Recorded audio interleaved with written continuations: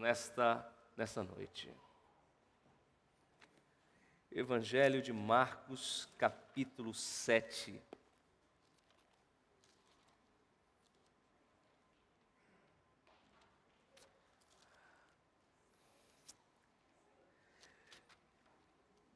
Nesses dias, hoje, amanhã, terça e quarta, não tem como nós fugirmos das ações, das histórias da pessoa de Jesus Cristo. Não tem como. Na verdade, toda mensagem, todo sermão deve apontar para Cristo. Mas nesses próximos 4 dias nós estaremos trabalhando de forma específica aí algumas ações de Cristo. Eu quero ler com você Marcos capítulo 7, nós vamos ler especialmente os versos 31 em diante. Marcos 7, nós temos aqui um milagre realizado por Jesus. Esse milagre só é contado no Evangelho de Marcos. E lá no verso 37 nós temos o clímax desse milagre. Eu quero que você acompanhe, eu vou lendo, você vai acompanhando aí na sua Bíblia. Marcos 7, 31. A minha Bíblia diz assim: de novo, se retirou das terras de Tiro e se foi por Sidom até ao mar da Galileia, do território de Decápolis. Então lhe trouxeram um surdo e gago e lhe suplicaram que impusesse a mão sobre ele. Jesus, tirando-o da multidão, à parte, pôs-lhe os dedos nos ouvidos e lhe tocou a língua com saliva. Depois, erguendo os olhos ao céu, suspirou e disse: Efatá, que quer dizer abre-te. Abriram-se-lhe os ouvidos e logo se lhe soltou o empecilho da língua. E falava desembaraçadamente, mas lhes ordenou que a ninguém o dissessem. Contudo, quanto mais recomendava, tanto mais eles os divulgavam. Maravilhavam-se sobremaneira, dizendo: tudo ele tem feito esplendidamente bem. Não somente faz ouvir os surdos, como falar os mudos. Amém? Como eu disse, esse milagre está somente aqui no Evangelho de Marcos. No verso 37 nós temos o clímax, e há uma aparência, ou há uma relação da linguagem utilizada lá na criação, quando Deus termina de criar algo, ele diz: é bom. E aqui nós temos a mesma linguagem. Aqui a multidão faz a afirmação: tudo que ele tem feito é esplendidamente bem. Não somente faz ouvir os surdos, mas falar os mudos. Tudo que ele faz bem feito. Apesar de ser um milagre, a cura desse homem, esse milagre, na verdade, ele representa a forma que Deus lida com o pecador, a forma com que Deus age conosco. E nós podemos ver que Deus o liberta aqui ao realizar a cura, e o texto é claro, Deus não traz a esse homem simplesmente libertação física, mas Deus traz a ele libertação espiritual. E quando eu digo que aqui nós temos a forma de Deus agir com nós pecadores, eu uso a mesma afirmação de que Deus não tem a intenção simplesmente de nos libertar de situações deste mundo de pecado. Deus tem a intenção de nos libertar do poder do pecado. E é isso que nós vemos no tratamento de Deus. Um outro ponto bem interessante sobre esse homem é que possivelmente ele não era surdo de nascença. Você diz: pastor, como? Porque um surdo de nascença, ele é surdo e o quê? Mudo. O texto diz que ele é surdo e gago. Eu não sei qual era o grau dessa circunstância. Eu não sei qual era o grau de dele, se ele falava pouco, se ele falava muito, não sei, mas o texto, ou a afirmação do texto é que ele era surdo e gago. Então é uma informação apenas introdutória. Um outro ponto, sempre que eu prego sobre os milagres de Jesus, eu gosto de fazer referência. Os milagres de Jesus não foram simplesmente milagres. Já disse isso aqui outras vezes, porque eu já preguei de alguns milagres de Jesus aqui na igreja. Os milagres de Jesus são sinais. Por que eu estou fazendo essa referência? E você pode dizer, pastor, mas qual é a distinção? Não é a mesma coisa, milagre, Jesus não curou, isso não é milagre? Sim, é milagre, mas a intenção de Jesus ao realizar milagre, os milagres não foram simplesmente de realizar milagres. E por que eu estou dizendo isso? Porque se Jesus tivesse simplesmente a intenção de realizar milagres, ele seria injusto com todos aqueles que ele não curou. Ele seria injusto com todos os paralíticos que ele não fez andar. Ele seria injusto com todos os surdos que ele não fez ouvir. Ele seria injusto com todos aqueles que morreram em Cristo e não ressuscitou. Então Jesus, quando realizou os milagres, ele não realizou milagres simplesmente por ser milagres. Ele realizou sinais. Para quê? Apontando para o tempo do fim. Então Jesus, quando cura esse surdo e gago, Jesus está dizendo lá no tempo do fim, todos aqueles que forem surdos e mudos e gagos, aqui nesse caso, eles terão a sua audição restabelecida quando eu voltar pela segunda vez. Então, quando Jesus ressuscita Lázaro, por exemplo, Jesus está apontando para o tempo do fim, de que todos aqueles que morrerem em Cristo ressuscitarão. É isso. É dessa forma que nós vamos vendo aqui esse homem, esse milagre, e só reforçando, não é? Jesus diz, Efatá, e aquele homem foi curado, ele foi libertado da consequência do pecado. Por isso, essa noite, eu quero levar você a olhar para esse milagre e olhar para você. Talvez você aqui não está precisando de uma cura física, mas você está precisando de uma cura espiritual. Talvez você aqui não está precisando de uma cura relacionada à sua surdez, mas você precisa que Deus haja de forma poderosa na tua vida. Por isso eu pergunto, o que está limitando você espiritualmente? O que está limitando você de receber aquilo que Deus quer que você receba?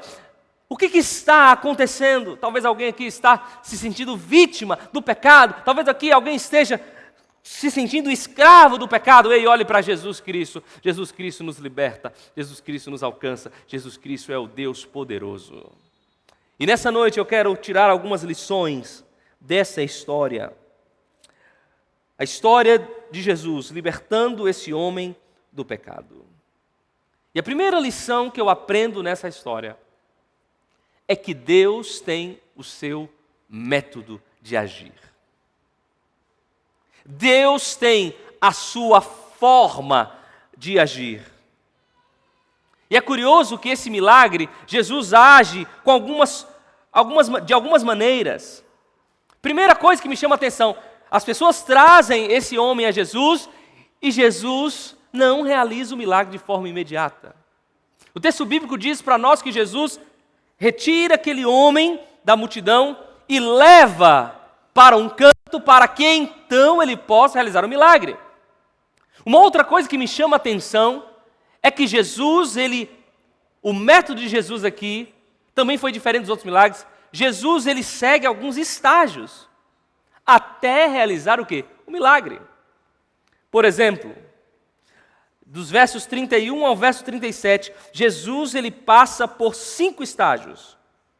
4 desses estágios usando a linguagem dos sinais. Por exemplo, Jesus toca nos seus ouvidos, Jesus toca na sua língua, Jesus olha para o céu, Jesus dá um suspiro e, por fim, Jesus diz, Efatá. Então, Jesus usa um método totalmente diferente. E cada um desses estágios mostra como Deus age na nossa vida. E claro, Deus nos mostra que Ele tem as suas formas, as suas maneiras de agir na nossa vida. Por exemplo, a multidão chegou até Jesus e disse, ei, Jesus, impõe as mãos sobre ele. Não é assim que o texto diz? Eles vieram e já chegaram e disseram, Jesus, tem que ser assim. Mas Jesus não age conforme a nossa maneira. Jesus não age conforme o nosso desejo. Jesus age segundo a sua vontade e os seus métodos, as suas maneiras de agir. Tem muita gente, inclusive, que vem a Deus não interessadas em Deus. Tem muita gente que procura a religião não interessadas em Jesus. Tem muita gente que vai à igreja interessada nas ações de Jesus, nos milagres de Jesus. E quando eu olho esse milagre, Jesus agindo de forma diferente, Jesus contrariando a vida daquelas pessoas, Jesus contrariando a vontade da população, eu aprendo que Jesus tem a sua forma, Jesus tem o seu método, Jesus tem o seu tempo. Não é o nosso tempo, não é o nosso método, não é a nossa maneira, não é do nosso jeito. Jesus tem o seu método. Talvez eu esteja falando à noite para alguém que esteja lidando com as circunstâncias da vida, lidando com Deus da forma dessa multidão. Esperando, ei Senhor, tem que ser assim. Ei Senhor, eu preciso de um milagre, mas tem que ser essa semana. Ei Senhor, eu preciso da bênção. E eu diria, amigos, às vezes as bênçãos são necessárias. Eu diria que o seu pedido ele é válido. Eu diria que a sua necessidade, de fato, requer a ação imediata de Deus. Mas Deus não age do nosso jeito. Deus age segundo a sua soberania, segundo a sua eternidade. Deus age segundo Deus onipotente, onisciente. Deus age e Deus nos concede aquilo que queremos ou não, segundo a visão da eternidade. Deus tem o seu método, Deus tem a sua maneira. Eu repito, quantas vezes vamos a Deus com um caminho pronto? E nós temos muitos exemplos na Bíblia. Eu poderia citar aqui, por exemplo, Naamã. Naamã vai até o profeta do Senhor com uma visão, com uma ideia, inclusive levando muitos presentes valiosos. E o profeta do Senhor, vá para o rio e vá lá e mergulhe 7 vezes. Deus tem o seu método, Deus tem a sua maneira de agir em nossas vidas. E esses métodos, essa maneira muitas vezes vai contrariar o nosso desejo, a nossa vontade e o nosso tempo. Por isso, meu querido amigo, quando eu olho para esse milagre, eu aprendo. Deus na sua onipotência, Deus, Ele age segundo o seu método. E eu diria para nós, aqui nessa noite, que nós possamos aprender a confiar nesse Deus poderoso. Que nós possamos aprender a confiar de que Ele sabe. Que nós possamos aprender a confiar de que Ele fará o melhor para nós. Segunda lição que eu aprendo nessa história é que Deus não nos trata como uma multidão. Olha para o milagre desse homem. Um homem surdo e gago. Eu não sei se você sabe, eu imagino que saiba, mas talvez tenha alguém aqui que não saiba, e não há problema em não saber também. Mas no tempo bíblico, pessoas com deficiência eram totalmente excluídas da sociedade. Pessoas com deficiência, no tempo de Jesus, no contexto de Jesus, eram vistas como pessoas punidas pelo próprio Deus. Ah, ele é assim, é resultado do pecado dele, do pai dele, do avô dele, não sei. Mas ele é assim, é consequência das escolhas e da vida dele ou da família. Então esse homem, ele era, apesar de muitas pessoas terem levado ele a Jesus, ele não era um ninguém na visão da sociedade. Mas o curioso é que Jesus, o Deus poderoso, Jesus, o Deus do universo, Ele para atender esse pobre homem. Jesus, o Deus do universo, o Deus poderoso, Ele tira tempo para lidar com esse pobre homem. E o mais interessante é que o texto ele é bem específico, eu disse aqui, né? Jesus passa por alguns estágios. Qual a melhor forma de comunicar com alguém que é surdo? Qual é? Qual é? Através dos sinais. Jesus se dá ao trabalho de tocar nos ouvidos. Jesus se dá ao trabalho de preparar uma saliva e tocar na sua língua, nos seus olhos. Perdão, na sua língua apenas. Jesus se dá ao trabalho de olhar para o céu. O Deus do universo, o Criador do céu e da terra, Ele se dá ao trabalho de lidar com alguém que era um ninguém. E mais, Jesus o separa da multidão. Jesus usa esses estágios de tocar o seu ouvido, a sua língua, olhar para o céu, para se tornar compreendido por aquele homem. Ele se dá ao trabalho. Por quê? Porque Deus não nos trata como uma multidão. Deus nos trata como pessoa. Deus não nos trata como uma multidão. Deus nos trata de forma personalizada. Deus não nos abençoa por atacado. Deus nos abençoa de forma pessoal. Deus não chega aqui e fala, hoje é o dia da bênção da cura. Hoje é o dia da bênção do dinheiro. Não, Deus conhece a sua necessidade. Deus conhece o seu lamento. Deus conhece as suas lutas. Deus conhece a sua dor. Ele se preocupa com ela. Ele não simplesmente conhece, mas ele se preocupa. Ele chora. Quando a gente chora, Ele olha para nós. E aqui Cristo, não é? Cristo olha para o céu e dá um suspiro. O suspiro de Cristo é uma insatisfação com esse mundo de pecado. Eu criei o mundo para que não houvesse pecado. E Cristo, Ele suspira, porque Ele sofre quando a gente sofre. Ele sofre quando a gente passa por dificuldades. Ele sofre porque Ele sabe que não nos criou assim. Deus nos trata como indivíduos. Ele sabe qual é o nosso sofrimento. Ele sabe o que nós estamos pensando. Ele sabe qual é a nossa necessidade. Ele sabe, porque Ele não nos trata como uma multidão. E eu vou dizer algo para você. As grandes obras de Deus na nossa vida, elas acontecerão naquele encontro personalizado que nós temos com o nosso Deus. Eu vou dizer mais para você. Deus sempre vai ter tempo para nós. O problema é que nós não temos tido tempo para Deus.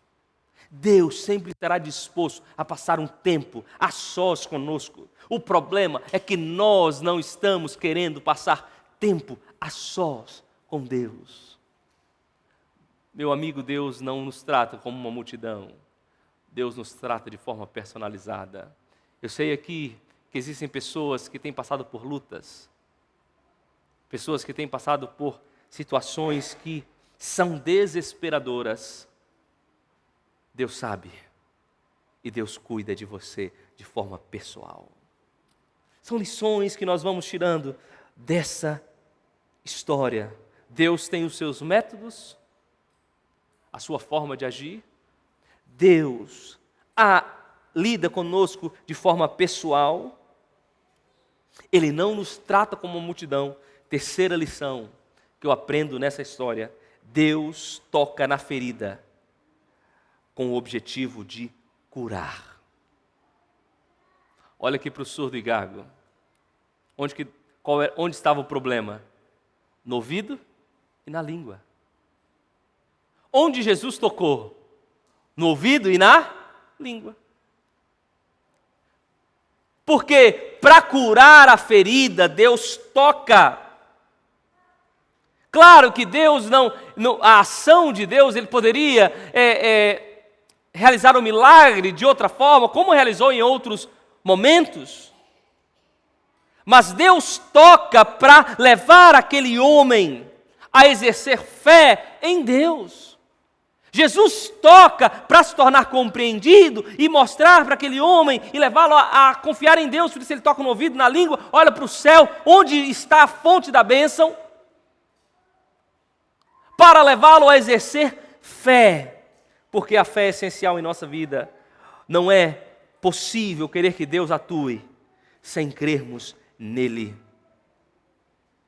E é curioso que Jesus aqui utilizou, inclusive, esse aqui é um detalhe bem interessante, Jesus utilizou, inclusive, das crenças da época. Porque Jesus tocou no ouvido e na língua Jesus fez o quê? Saliva com barro, usou barro.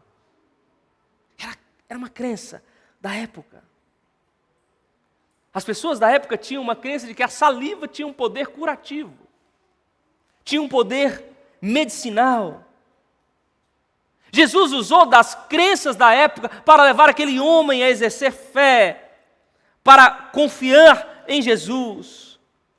Mas eu repito, Jesus tocou a ferida. Jesus usou um método diferente. Jesus não tratou aquele homem como uma multidão, mas Jesus, ele tocou para curar a ferida. Por isso essa noite eu digo para você, para curar a tua ferida, para curar o teu problema, Jesus precisa tocar. Jesus precisa colocar a mão. Por isso eu pergunto, qual é a tua ferida? Qual é a tua luta? Qual é o teu problema? Qual é a tua dificuldade? Qual é a ferida que está te incomodando há anos? Qual é o milagre que você está precisando? Essa noite Jesus está dizendo para você, e eu já estou quase concluindo, Jesus está dizendo para você essa noite, ei, eu preciso tocar na ferida, eu preciso tocar para que eu possa poder curá-la, eu preciso colocar a minha mão, eu preciso entrar, eu preciso interferir, para que o milagre possa acontecer, para que as coisas possam se desenvolver. Por isso, permita que Deus toque na tua ferida. Diga para Deus aí, Senhor, eu estou abrindo a minha vida, o meu problema, para que o Senhor possa entrar. Abra a sua ferida para Deus nessa noite. Permita que Ele toque. Confesse especificamente a Deus qual é o problema, qual é a dificuldade. Confesse a Deus se houver algum pecado. Nós temos que abrir a ferida. E amigos, abrir a ferida muitas vezes dói. Talvez dores mais emocionais do que físicas. Mas se nós queremos que Deus cure, nós precisamos abrir a ferida para Deus. Eu lembro a Tairine, uma vez ela dava aula para o curso técnico lá em Aimorés. E certo dia lá chegou um camarada com uma ferida bem estranha. E Tairine, conversando com ele, descobriu que ele estava com aquela ferida já há um bom tempo. E nunca sarava, nunca curava. E sempre ele ia para o poço para passar uma faixa, dar uma limpeza superficial. Mas ele sempre tinha essa rotina de ir e voltar, porque a ferida não curava. Então, Tairine pegou aquela situação, abriu a ferida e começou a limpar e agir segundo os procedimentos determinam, da limpeza mais profunda. Certamente doeu, mas ela diz que limpou, ele teve que voltar algumas vezes, mas a ferida foi curada. Por quê? Porque abriu, porque limpou da forma adequada, porque agiu e houve cura para aquele homem. Por que eu estou contando essa história? Porque se você tem uma ferida, se você tem uma luta, se você tem um problema, se você tem algo que precisa acontecer na tua vida, Deus está dizendo para você, ei, eu preciso abrir a ferida. Eu preciso tocar na ferida. Permita que Deus toque a ferida para que Ele possa curar. É assim que Deus age, é assim que Deus lida com as circunstâncias da vida. Ele precisa tocar, Ele precisa tirar alguma coisa para que Ele possa curar. Essas são as lições que nós vamos aprendendo. Primeiro, Deus tem o seu método, Deus tem a sua forma, Deus tem o seu tempo. Segunda lição que nós aprendemos: Deus não nos trata como uma multidão, Deus nos trata de forma específica, de forma personalizada. Deus não nos abençoa por atacado, Deus nos abençoa de forma individual, conforme a nossa necessidade. Deus, Ele se interessa conosco, com o nosso problema, com as nossas lutas. Deus, inclusive, Ele compartilha, Ele chora conosco. Deus, inclusive, Ele sabe, porque Jesus passou nessa terra e viveu e sofreu por nós. Deus precisa tocar a ferida para que Ele possa curar. E por último, Deus atua por meio de sua palavra. A última atitude de Jesus foi olhar para o céu e suspirar. Eu disse aqui, alguns momentos atrás, que Jesus olhou para o céu e aquele homem, certamente ao ver Jesus olhando para o céu, Jesus aqui está tentando se fazer entendido, Jesus está tentando também mostrar para aquele homem de onde vem a bênção, de onde vem a cura, de onde vem o poder. Jesus, quando olha para o céu, Jesus suspira, porque Jesus não estava satisfeito com aquilo, era um problema, era uma consequência do pecado. E por fim Jesus olha, Jesus suspira e Jesus diz: Efatá, Efatá.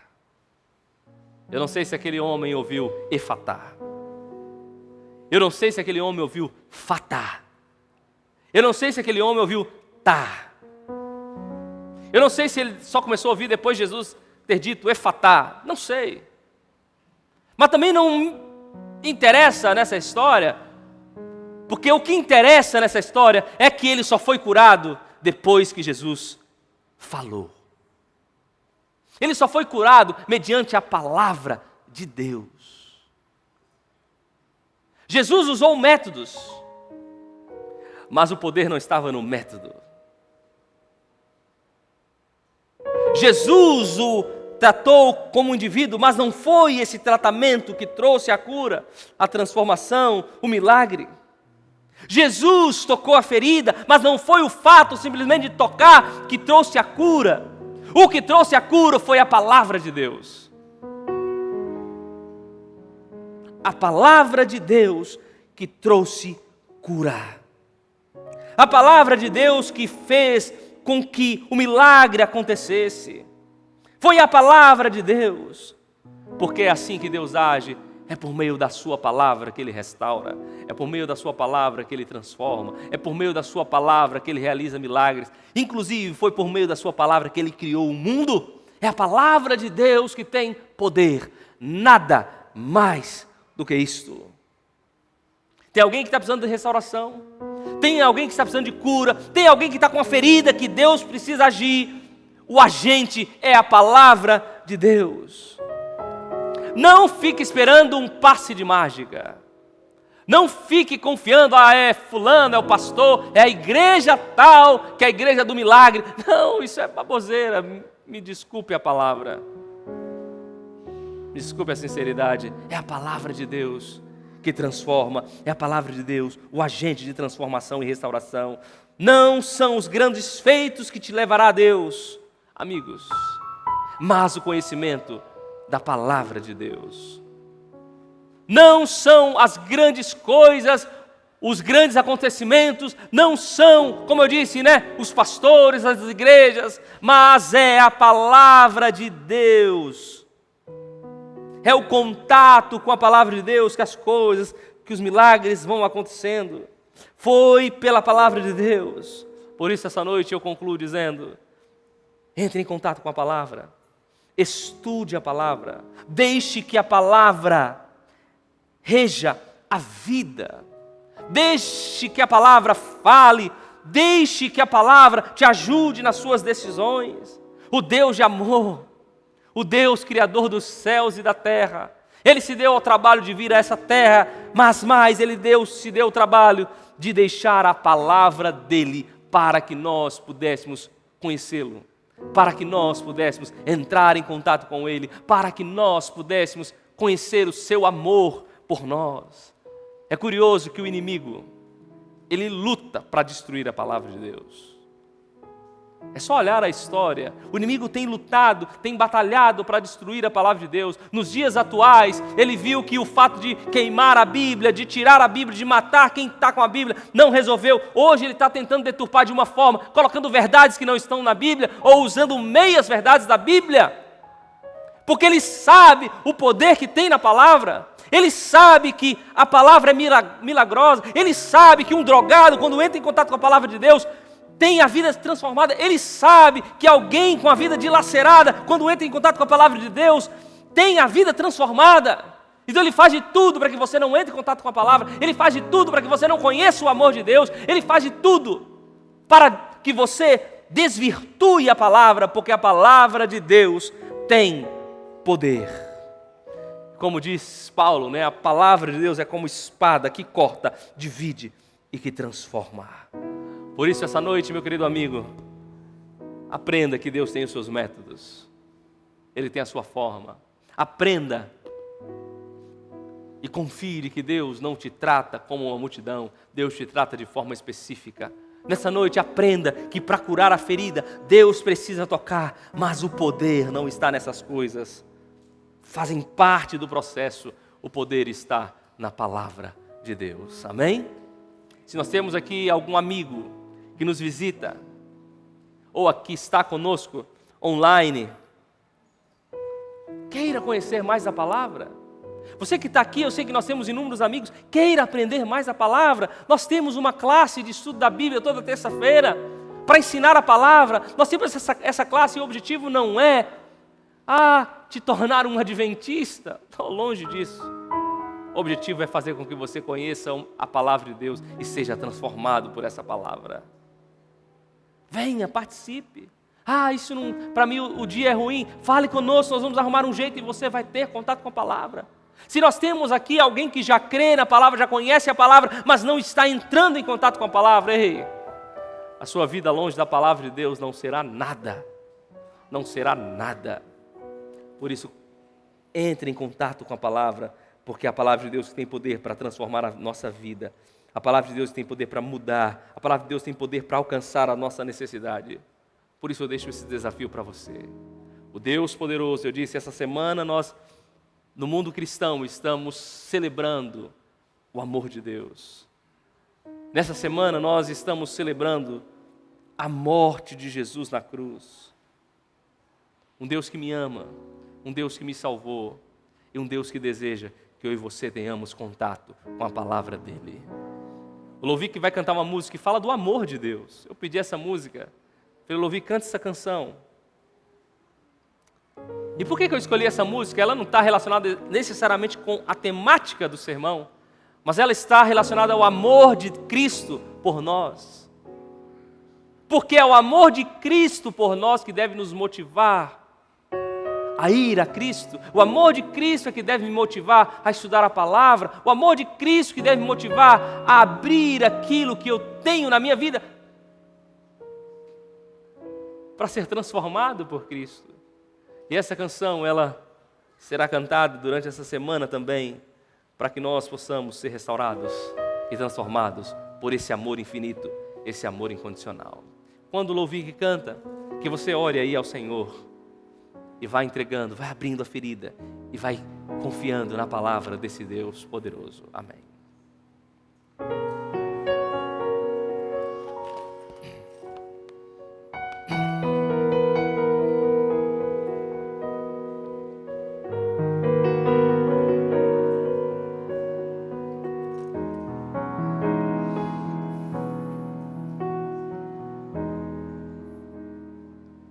Sofrendo foi,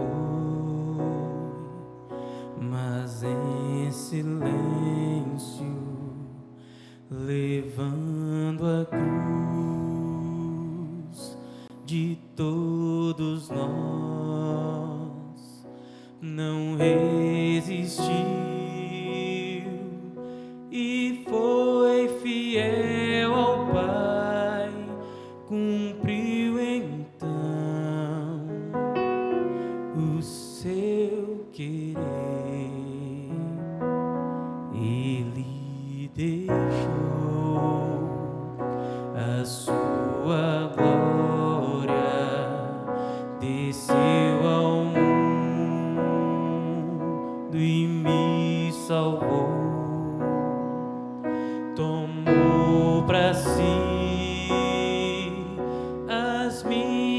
minhas dores ele sofreu,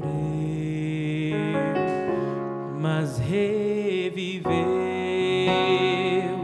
Maior amor, maior amor, morreu por mim, meu Salvador. Não há amor maior que dar a própria vida por alguém. Por esse amor eu livre estou. Não há no mundo maior amor.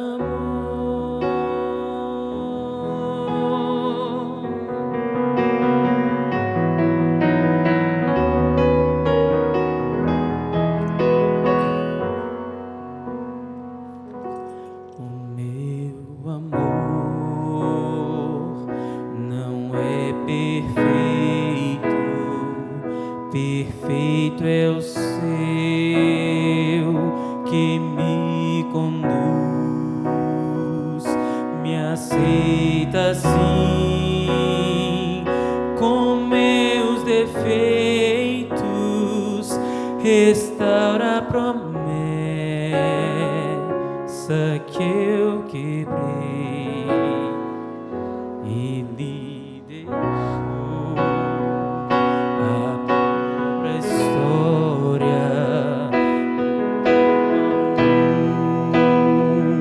E me salvou, veio mostrar com esse gesto que a minha vida tem valor. Maior amor, maior amor, morreu por mim, meu Salvador.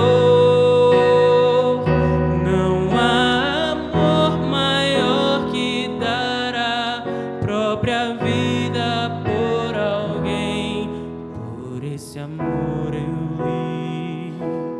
livre estou. Não há no mundo maior amor, maior amor, maior amor, morreu por mim, meu Salvador. Não há amor maior que dar a própria vida por alguém. Por esse amor eu livre estou. Não há no mundo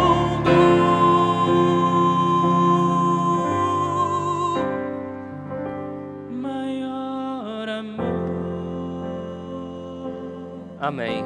Vamos ficar em pé. Quero lembrá-lo que amanhã nós continuamos e vamos até a quarta-feira. Lembro também a você que nós teremos um momento especial para crianças aqui.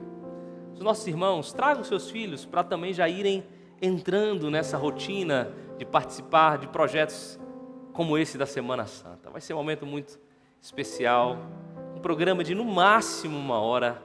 Então venha e participe conosco. Feche seus olhos, vamos orar. Querido Deus, Pai Santo que estás nos céus, que o Senhor nos abençoe, que o Senhor nos ajude a conviver com as maneiras de Deus agir em nossa vida e a confiar de que os métodos de Deus, mesmo que possam contrariar o nosso desejo, a nossa vontade, são os melhores para nós. Que o Senhor nos ajude a confiar de que nós temos um Deus eterno, um Deus onipotente, onisciente, o Rei do Universo, mas um Deus que se preocupa de forma individual com cada um de nós. Um Deus que quer passar tempo conosco. Que nós possamos, Senhor, ter coragem de abrir a ferida para que Deus possa tocar. mas que nossa confiança possa sempre ser de que os milagres e a ação de Deus sempre acontecerá por meio da sua palavra.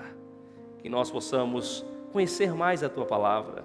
Que nós possamos, talvez aqui alguém que ainda não conhece tudo, possa pedir: olha, eu quero estudar mais a Bíblia, e nós vamos ensinar mais a Bíblia para essa pessoa. Que nós possamos, aqueles que já conhecem, sempre dia a dia estar em contato com a tua palavra, porque ela é o agente de transformação e restauração e de sustentação à nossa vida. Abençoe a nossa semana, abençoe a nossa noite, que nós possamos ter a companhia do Senhor. Nós oramos no nome de Jesus. Amém. Que Deus os abençoe. Uma boa noite e até amanhã, se Deus quiser.